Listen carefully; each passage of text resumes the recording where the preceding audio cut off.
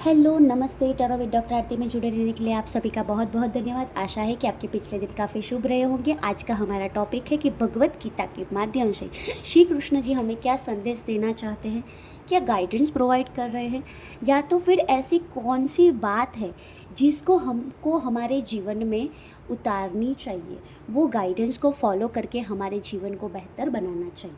तो ये चीज़ है, ठीक है, जो श्री कृष्ण जी आपको सिखा रहे हैं। अपनी ऊर्जा को फोकस कीजिए सॉरी फॉर इंटरप्शन। और अपनी ऊर्जा को फोकस कीजिए। त्यारबाद आपके मन में जो कोई भी प्रश्न चल रहा है वो प्रश्नों को आप एक बारी दोहराइए और श्री कृष्ण भगवान से प्रार्थना कीजिए कि भगवद गीता के माध्यम से टैरो विद डॉक्टर आरती के पेज के द्वारा आप हमें सही गाइडेंस राह दिखाइए ताकि हम हमारे जीवन को और बेहतर बना सकें। आप अपने इस क्वेश्चन को मन ही मन में दोहराइए। तब तक मैं गीता की एनर्जीज़ को स्प्रेड कर लेती हूँ, ठीक है। त्यारबाद शफल भी कर लेती हूँ। कोई कमेंट बॉक्स में ऐसा ना बोलेगा कि गीता को कभी भी ऐसे घुमाना नहीं चाहिए। देखिए, मैं गीता को अपने एक ऐसे साथी की तरह मानती हूँ कि जिसको मैं जब भी छूँ तो मुझे अपनापन सा लगे, ठीक है। तो कोई भी मुझे ऐसी गाइडेंस कमेंट बॉक्स में ना दे कि गीता को ऐसे सफल किया नहीं जाता। हमारे दृष्टिकोण से देखना चाहिए कि इंसान कौन से दृष्टिकोण से उसे ले रहा है, ठीक है। तो अभी हम देख लेते हैं कि आपके इस क्वेश्चन का आंसर क्या निकल के आ रहा है, ठीक है। यस, तो यहाँ श्री कृष्ण जी ने एक बहुत ही अच्छा संदेश दिया है। कमेंट बॉक्स में जय श्री कृष्ण लिख दीजिए। जो प्राचीन योग परमेश्वर के साथ के जो संबंध का विज्ञान जो है वो यहाँ पे श्री कृष्ण जी कह रहे हैं, जहाँ पे भक्त तथा मित्र और विज्ञान के दिव्य रहस्यों की यहाँ पे श्री कृष्ण जी उनका अनुवाद कर रहे हैं। मैंने पहले भी बताया कि मैं गीता को मेरा साथी मानती हूँ और कहीं ना कहीं ये गाइडेंस मेरे लिए भी है, क्योंकि मैं सदैव श्री कृष्ण भगवान को और गीता को मेरा साथी मानती हूँ। कोई भी मुझे प्रॉब्लम्स आती है तो मैं वैसे भी गीता को पढ़ लेती हूँ और आपको भी पढ़ना चाहिए। आपके घर पे गीता है, नहीं है तो आपको खरीदना चाहिए। हम हिंदू संस्कृति के साथ जुड़े हुए हैं, ठीक है। हमारे घर में गीता जैसा महान पुस्तक तो होना ही चाहिए, ठीक है। तो आइए देखते हैं कि भक्त और मित्र के विज्ञान को दिव्य रहस्य के कैसा समझा जा सकता है। यहाँ पे जो मेरी गीता है वो गुजराती फॉर्म में है, तो पहले मैं गुजराती बोलूँगी, बाद में हिंदी तो मैं बोलने ही वाली हूँ, क्योंकि कई यहाँ पे मेरे साथ ऐसे जुड़े वो गुजराती भी पढ़े गुजराती ही मतलब जानते हैं, तो उसके लिए स्पेशल उन्होंने मुझे रिक्वेस्ट किया था कि मैडम आप गुजराती भी बोलिएगा। तो यहाँ से ગુજરાતી से स्टार्ट करते हैं कि मनुष्यना असुर तथा भक्त एवा बे वर्ण હોય છે कि मनुष्य के असुर और भक्त जैसे दो वर्ण होते हैं। जहाँ पर अर्जुन भक्त होवाથી भगवान તેને આ મહાન વિજ્ઞાન ગ્રહણ કરવા માટે સુપુત્ર ગણ્યો, પરંતુ असुर માટે આ મહાન રહસ્ય વિજ્ઞાનને સમજવું असमय છે। मतलब कि अर्जुन को श्री कृष्ण भगवान ने इसीलिए चुना क्योंकि वो इंसान था कि जो भक्त था, किसका? श्री कृष्ण भगवान का। इसीलिए श्री कृष्ण भगवान ने अर्जुन को चुना ताकि वह जो महान रहस्य है विज्ञान को लेकर वो जान सके। तो यहाँ पर हमें एक संदेश ईश्वर ये दे रहे हैं कि जब हमें किसी चीज़ के लिए चाहत हो, जो चीज़ के लिए हम काम कर रहे हैं उसके लिए हमें ऊर्जाएँ चाहिए, तो कभी भी ईश्वर को मत बोलो कि तुम देख रहे हो मुझे दे दो। ईश्वर के पास जाओ, उनके सामने रिक्वेस्ट करो ताकि वो आपको दे सके। ये सृष्टि का नियम है कि जब तक आप उनके पास मांगेंगे नहीं तब तक सामने वाला आपको देगा नहीं। और ये हमारे जनरल वे में भी हम देखते हैं, व्यवहारिक जीवन में हम लोग देखते ही हैं कि आपको कुछ चाहिए तो आपको वो इंसान के पास से जाके मांगने की ज़रूरत है। अभी कई लोगों का क्वेश्चन ये होगा कि मैडम भगवान है वो साक्षात परमात्मा का रूप है, परमात्मा का रूप है, तो उनके पास मांगना क्यों? देखिए, उनको एक दायित्व दिया गया है कि जब तक आपके पास कुछ मांगा ना जाए, ठीक है, वो भी अपनी एक मर्यादा में है। भले वो परमात्मा है लेकिन संसार को चलाने के लिए कुछ रूल्स एंड रेगुलेशंस हमें फॉलो करने पड़ सकते हैं। तो यही यहाँ पे श्री कृष्ण जी बता रहे हैं कि उन्होंने अर्जुन को इसीलिए चुना क्योंकि अर्जुन गुण के लायक था, ठीक है। यह जो ग्रंथावली है, ठीक है, महान ग्रंथावली आवृत्तियों के रूप में उपलब्ध है, ठीक है। और यह ग्रंथावली में भक्तों के भाष्य के बहुत सारी ऐसी आवृत्तियों है जो असुरों के भाष्य है, मतलब बहुत सारी चीज़ें ऐसी है जो असुर गण के साथ हम गिन सकते हैं। ठीक है, उसमें श्री कृष्ण जी पुरुषोत्तम परमेश्वर के रूप में उसे स्वीकार करते हैं, जो है अर्जुन, कि उन्होंने अर्जुन को पुरुषोत्तम परमेश्वर के रूप में स्वीकार किया था। ठीक है, इसीलिए गीता के भाष्य को अर्जुन ने उस नक्शे कदम पर चलकर उसे महान विज्ञान को प्राप्त कर ठीक है, उनको दिया था। जहाँ पे जिसको ज्ञान नहीं मिला है, तो यहाँ पे ईश्वर ये बताने की ट्राई कर रहे हैं कि असुर कौन है, कि जो अपनी मन गढ़ंत बातों को दूसरों के जरिए कहता है। ठीक है, त्यारबाद वो कभी भी कृष्ण का जो उल्लेख है वो नहीं करता, कृष्ण के नाम पे बदनामी करता है। ऐसे कुमार्गी से आपको दूर रहने की चेतावनी है। अभी आपका क्वेश्चन कई लोगों का यह होगा कि हम लोग ईश्वर बहुत ही अच्छे कर्म कर रहे हैं, लेकिन क्या हम असुर है या नहीं, तो क्या हम भक्त है या नहीं। तो भक्त एक छोटी सी डेफिनेशन है भक्त की, कि कोई आपके साथ कुछ गलत करके जाता है, लेकिन हम लोग कलयुग में रह रहे हैं। ठीक है, तो यहाँ पे एक सीधा सा सिद्धांत है, यदि आप ईश्वर के साथ जुड़े हुए हैं और कहीं ना कहीं ऐसी भी चीज़ें आपके साथ होगी कि जहाँ पे आप राइट होकर आपको गलत ठहराया जाएगा, वो सिचुएशन में क्या करें। गलत इंसान के साथ गलत करना गलत बात नहीं है। ठीक है, दुर्योधन भी अर्जुन का भाई ही था, लेकिन अर्जुन के हाथों ही, ठीक है, अर्जुन के 5 पांडवों के हाथों ही दुर्योधन की मौत हुई। ठीक है, तो उसका तात्पर्य हमें क्या समझाया जा रहा है कि आपकी संगति जैसी हो, जिसको जो चाहिए उसे वो मिलना ही चाहिए। इसी प्रकार भगवान भी कहते हैं कि सभी जगह पर मैं पहुंच नहीं सकता, इसीलिए जहाँ पर आप कुछ गलत कार्य देख रहे हो, गलत कुछ होता हुआ परफॉर्म देख रहे हो, ठीक है, कुछ गलत परफॉर्म होता हुआ देख रहे हो, तो उसके लिए एक्शंस लीजिए। ठीक है, यहाँ पे तो बहुत ही छोटे में ईश्वर ने बताया है कि सुर और असुर का, लेकिन एक भक्त है, तो हम भक्त हैं तो क्या हम ऐसा कर सकते हैं, क्या ये करना सही है, क्या ये करना गलत है, ये चीज़ का मैं डेफिनेशन आपको दे रही हूँ। ठीक है, दूसरी चीज़, क्योंकि हम लोग यहाँ से गाइडेंस ले रहे हैं, मैं कोई ऐसी वक्ता नहीं हूँ कि जहाँ पे गीता को गलत ठहरा कर अपना भाषण दे रही हूँ, नहीं, मैं एक टॉपिक लेके बैठी हूँ कि जहाँ पे आपको कुछ बेटर मैं दे सकूँ गीता के माध्यम से। ठीक है, तो ऐसे छोटे छोटे पॉइंट्स जो है जहाँ पे हम पिकअप करके आपको एनर्जीज फॉरवर्ड कर रहे हैं। ठीक है, ये चीज़ है। तो भक्त होना मतलब ये नहीं है कि किसी की गलत बात को और शांति से बैठे रहना।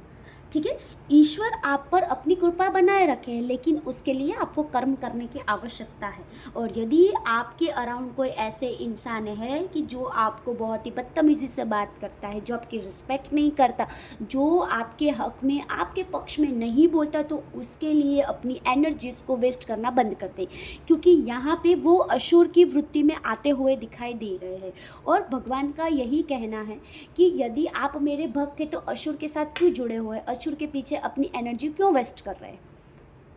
ठीक है, करियर को लेकर मैं बात करूं तो जब भी हमें कुछ चाहिए तो हमें परिश्रम करना पड़ता है, परिश्रम करने से ही अच्छा आउटपुट मिलता है, और परिश्रम करने वाला ही इंसान ईश्वर का भक्त हो सकता है। कई लोगों का मुझे क्वेश्चन ऐसा भी था कि मैडम हमारे अराउंड में ऐसे कास्ट के भी लोग हैं, क्योंकि कई लोग धर्म संप्रदाय से भी बात करते हैं कि वो लोग ईश्वर की पूजा नहीं करते लेकिन उनके साथ सही होता है। तो ये जो एक चर्चा है जो गरुड़ पुराण की है, ठीक है, मुझे खंड याद नहीं है, लेकिन ये गरुड़ पुराण की एक चर्चा है। ठीक है, कि जहाँ पे गरुड़ जी एक राउंड पे निकले थे विष्णु जी की परमिशन से कि जाओ धरती पे जाके घूम के आओ। तो वहाँ पे गरुड़ जी देखते हैं, ये बहुत ही इंस्पिरेशन मैसेज है, सब लोग शांति से सुनिए, अपने बच्चे को अपने फैमिली मेम्बर्स में ज़रूर सुनाइए, क्योंकि यहाँ पे क्या है कि सब लोग अपने धर्म को लेकर बहुत ही बढ़ावा देते हैं। तो यहाँ पे इतनी अच्छी बात विष्णु जी ने एक्सप्लेन की है ये वार्तालाप में, गरुड़ जी की वार्तालाप में, कि जहाँ पे सब धर्म समान है। ठीक है, कोई पराया नहीं है, किसी का धर्म महान नहीं है, सबका धर्म महानता के लायक है। इंडिविजुअल महान नहीं, हाँ है, लेकिन वो आप भगवान के नाम पे वो गलत कर रहे हो, ठीक है, ये चीज़।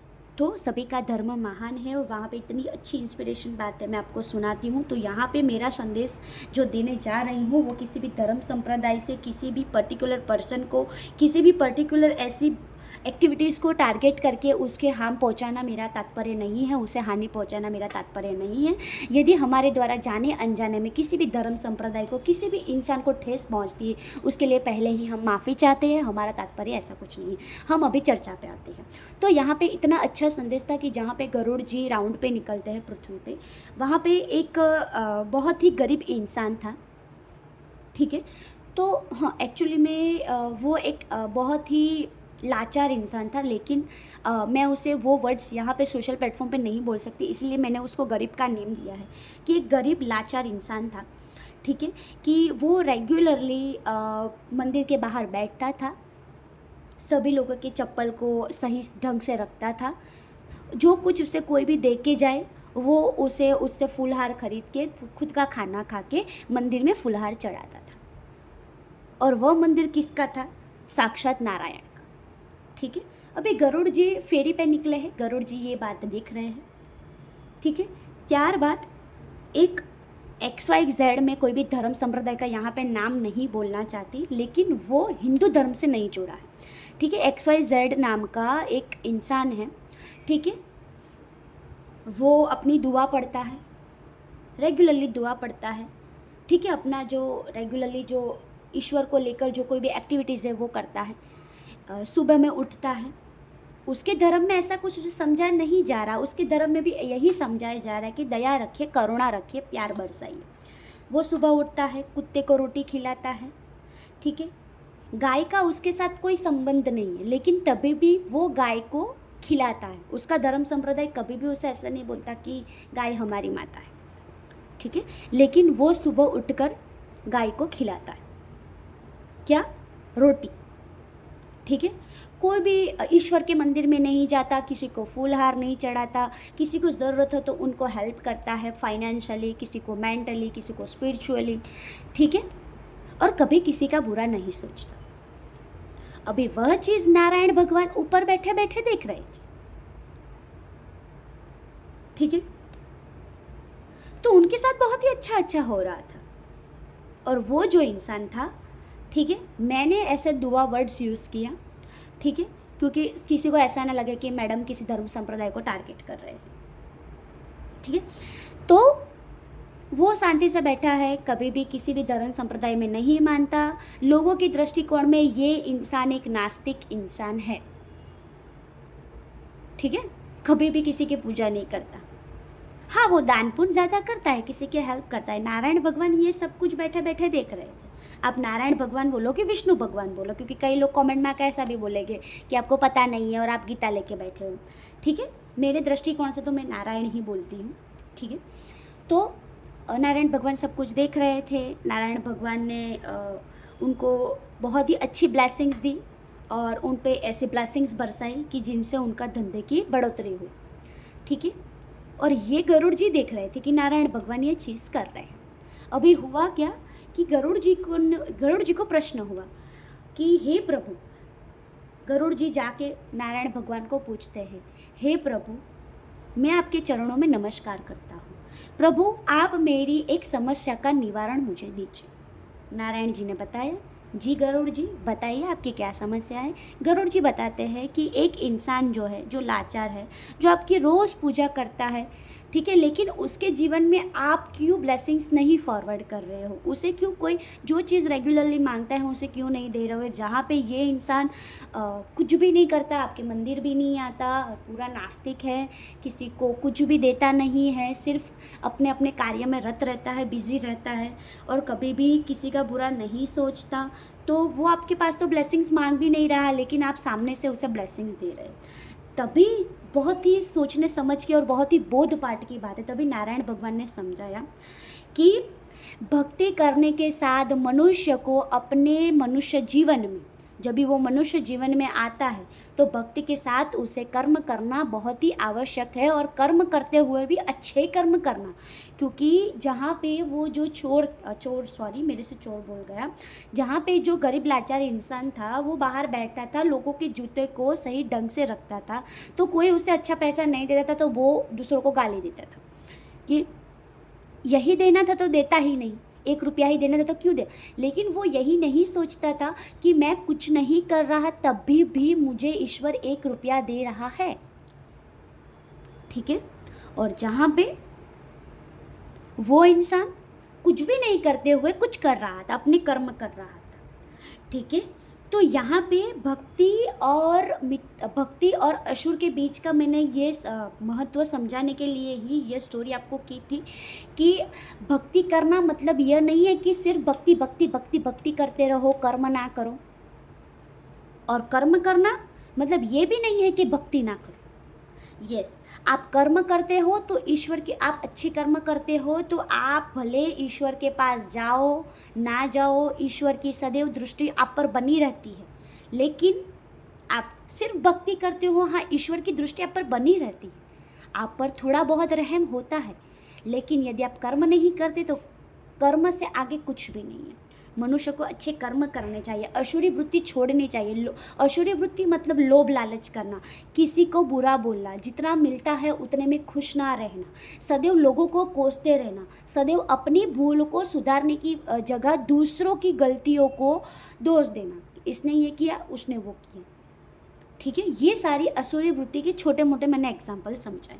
तो यहाँ पे आपको भी यह समझाया जा रहा है कि अभी आपको भी समझ में आ गया कि कौन सी आपकी एक्टिविटीज़ असुरी वृत्ति में जा रही है, जिनकी वजह से आपकी रुकावटें आ रही है, और कौन सी ऐसी चीज़ है जो आप भक्ति के लिए सही कर रहे हो लेकिन आप कर्म नहीं कर रहे हो।